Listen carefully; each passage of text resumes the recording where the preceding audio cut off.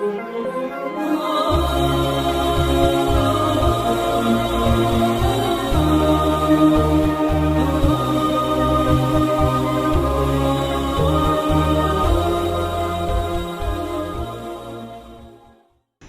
جب ہم نے ان سے کہا کہ اس گاؤں میں داخل ہو جاؤ اور اس میں جہاں سے چاہو خوب کھاؤ پیو، اور دیکھنا دروازے میں داخل ہونا سجدہ کرتے ہوئے اور حطوتن کہنا، ہم تمہارے گناہ معاف کر دیں گے اور نیکی کرنے والوں کو اور زیادہ دیں گے، تو جو ظالم تھے انہوں نے اس لفظ کو جس کا ان کو حکم دیا تھا بدل کر اس کی جگہ اور لفظ کہنا شروع کیا، بس ہم نے ان ظالموں پر آسمان سے عذاب نازل کیا کیونکہ نافرمانیاں کیے جاتے تھے۔ اور جب موسیٰ نے اپنی قوم کے لیے ہم سے پانی مانگا تو ہم نے کہا کہ اپنی لاٹھی پتھر پر مارو، انہوں نے لاٹھی ماری تو اس میں سے 12 چشمے پھوٹ نکلے، اور تمام لوگوں نے اپنا اپنا گھاٹ معلوم کر کے پانی پی لیا۔ ہم نے حکم دیا کہ اللہ کی عطا فرمائی ہوئی روزی کھاؤ اور پیو، اور زمین میں فساد نہ کرتے پھرنا۔ اور جب تم نے کہا کہ موسیٰ ہم سے ایک ہی کھانے پر صبر نہیں ہو سکتا تو اپنے پروردگار سے دعا کیجئے کہ ترکاری اور ککڑی اور گیہوں اور مسور اور پیاز وغیرہ جو نباتات زمین سے اگتی ہیں ہمارے لیے پیدا کر دے۔ انہوں نے کہا کہ عمدہ چیزیں چھوڑ کر ان کے بدلے ناقص چیزیں کیوں چاہتے ہو؟ اگر یہی چیزیں مطلوب ہیں تو کسی شہر میں جا اترو، وہاں جو مانگتے ہو مل جائے گا۔ اور آخر کار ذلت و رسوائی اور محتاجی و بے نوائی ان سے چمٹا دی گئی، اور وہ اللہ کے غضب میں گرفتار ہو گئے۔ یہ اس لیے کہ وہ اللہ کی آیتوں سے انکار کرتے تھے اور اس کے نبیوں کو ناحق قتل کر دیتے تھے، یعنی اس لیے کہ نافرمانی کیے جاتے اور حد سے بڑھے جاتے تھے۔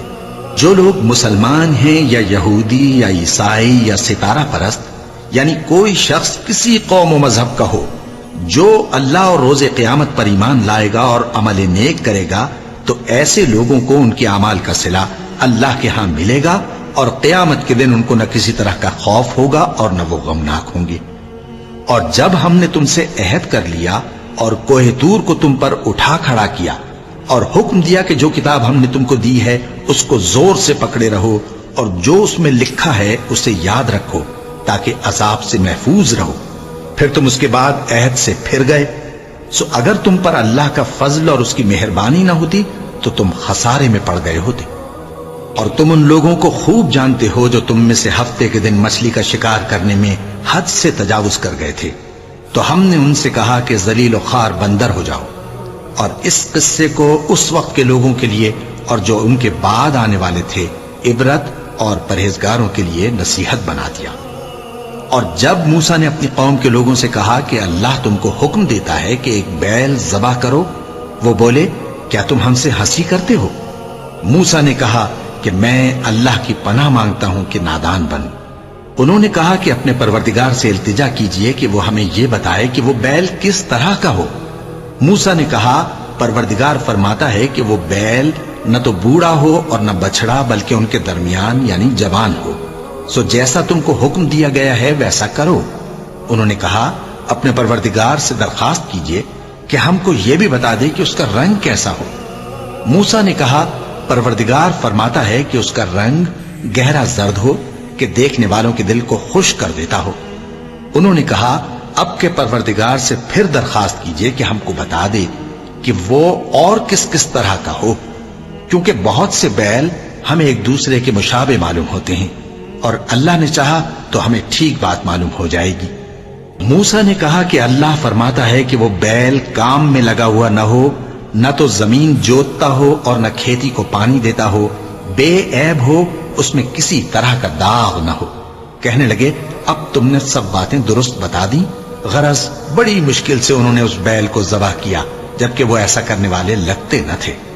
اور جب تم نے ایک شخص کو قتل کیا تو اس میں باہم جھگڑنے لگے، حالانکہ جو بات تم چھپا رہے تھے اللہ اس کو ظاہر کرنے والا تھا۔ چنانچہ ہم نے کہا کہ اس بیل کا کوئی سا ٹکڑا مقتول کو مارو، اس طرح اللہ مردوں کو زندہ کرتا ہے اور تم کو اپنی قدرت کی نشانیاں دکھاتا ہے تاکہ تم سمجھو۔ پھر اس کے بعد تمہارے دل سخت ہو گئے گویا وہ پتھر ہیں یا ان سے بھی زیادہ سخت، اور پتھر تو بعضے ایسے ہوتے ہیں کہ ان میں سے چشمے پھوٹ نکلتے ہیں، اور بعضے ایسے ہوتے ہیں کہ پھٹ جاتے ہیں اور ان میں سے پانی نکلنے لگتا ہے۔ اور بعض ایسے ہوتے ہیں کہ اللہ کے خوف سے گر پڑتے ہیں اور اللہ تمہارے کرتوتوں سے بے خبر